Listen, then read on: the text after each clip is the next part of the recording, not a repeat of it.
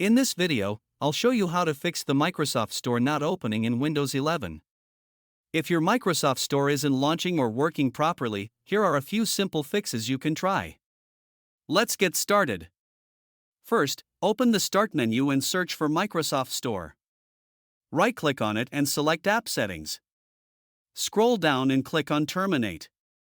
Then, click on Repair. After that, scroll down and click on Reset and confirm it. Now, open the Start menu again and search for WS Reset. Click on it and let it run. This will reset the Microsoft Store cache. Once it finishes, the Microsoft Store should open automatically. If it's still not working, open Settings from the Start menu. Go to Time and Language, then click on Date and Time. Make sure both Set Time Automatically and Set Time Zone Automatically are turned on. Next, go to Windows Update and click on Check for Updates. Install any available updates. If the issue still isn't fixed, try this final method. Open the Start menu and search for PowerShell. Right-click on Windows PowerShell and select Run as Administrator.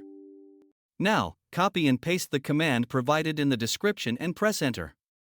Wait for the process to complete, then close the window. Now try opening the Microsoft Store again. It should be working properly now. Thanks for watching, and I'll see you in the next video.